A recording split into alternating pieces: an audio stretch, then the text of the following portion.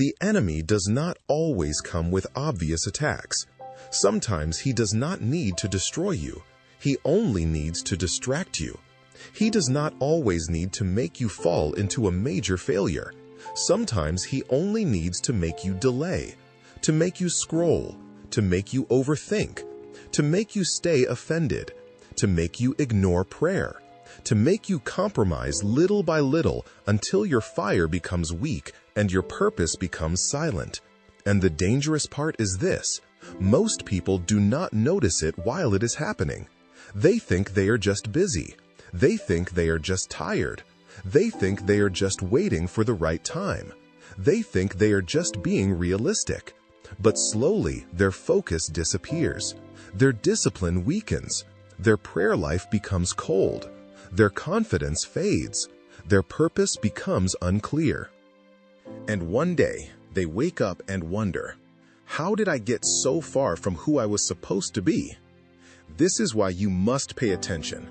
Because the enemy does not always need to take your life. Sometimes he only needs to take your attention. And once he controls your attention, he can influence your direction.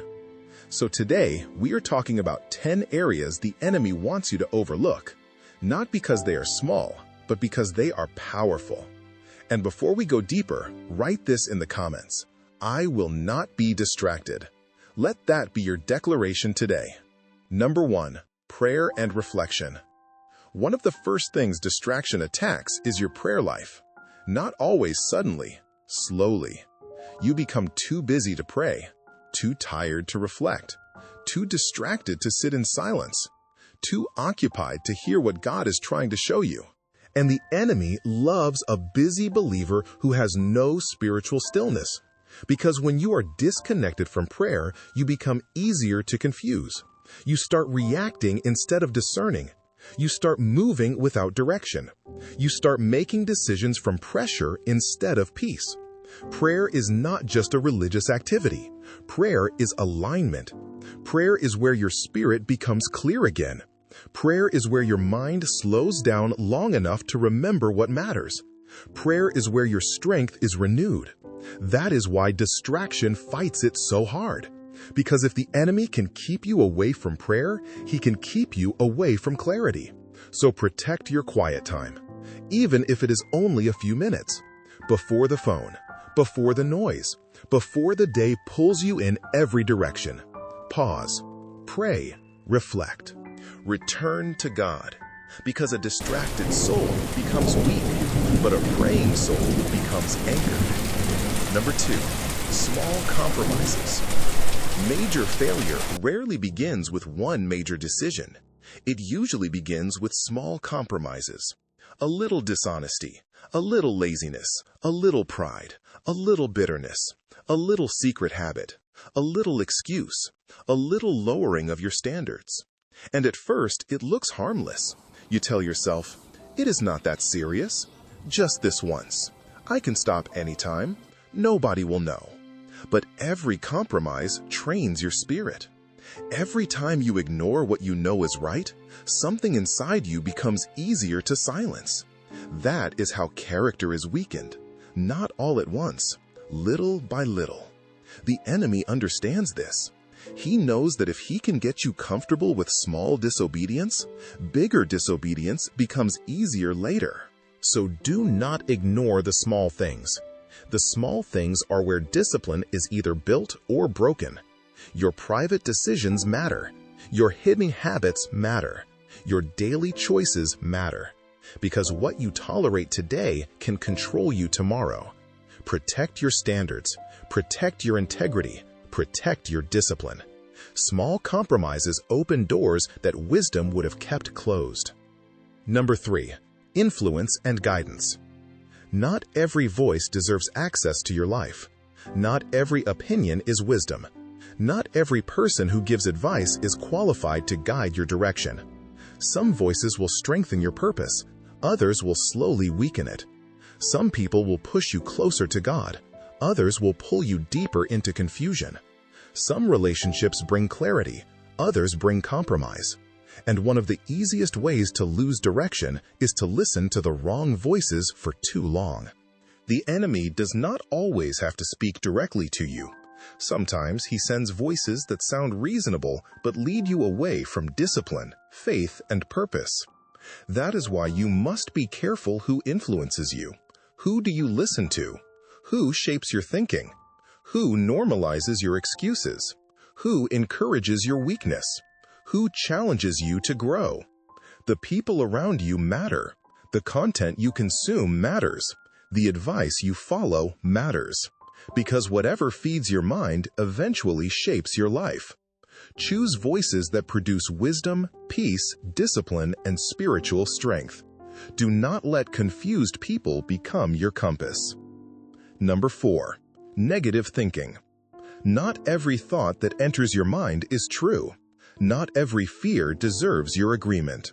Not every doubt deserves your attention. Sometimes the greatest battle is not happening around you. It is happening inside your mind. The enemy knows that if he can control your thinking, he can influence your decisions. If he can make you believe you are worthless, you will stop trying. If he can make you believe you are too late, you will stop moving. If he can make you believe you are not enough, you will hide from opportunities. If he can make you believe nothing will change, you will accept a life beneath your calling. That is why you must challenge your thoughts. Do not accept every negative idea as truth. Ask yourself, does this thought come from fear or faith? Does this thought strengthen me or weaken me? Does this thought align with what God says about me? You cannot always stop a thought from entering, but you can decide whether it stays. Guard your mind. Speak truth over yourself. Replace fear with faith. Replace shame with grace. Replace defeat with purpose. Because your mind is not a place for the enemy to build a home. Number 5. Delayed action procrastination is one of the most dangerous distractions because it feels harmless. It does not always say no. Sometimes it says later, tomorrow, when you feel ready, when the timing is perfect, when life calms down. But delayed obedience is still disobedience. Delayed action is still lost time. And some people are not stuck because God has not spoken. They are stuck because they have not moved. They already know what they need to do. They know they need to pray again. They know they need to forgive. They know they need to start. They know they need to stop. They know they need to discipline themselves. They know they need to walk away from what is weakening them. But they keep waiting. The enemy loves delay because delay keeps potential asleep. You do not have to destroy a dream if you can keep postponing it. You do not have to defeat a person if you can keep them waiting for the perfect moment. So take the step, make the decision, start small if you must, but start. Because movement breaks the power of fear, and obedience opens doors that hesitation keeps closed. Number 6, identity and self-worth. If the enemy can make you forget who you are, he can make you live beneath your purpose. That is why identity is always under attack. He will remind you of your past. He will magnify your mistakes. He will use rejection to make you question your value. He will use failure to make you believe you are finished. He will use comparison to make you feel behind. But your past is not your identity. Your pain is not your name. Your mistake is not your destiny. Your rejection is not your worth. You are not defined by what happened to you.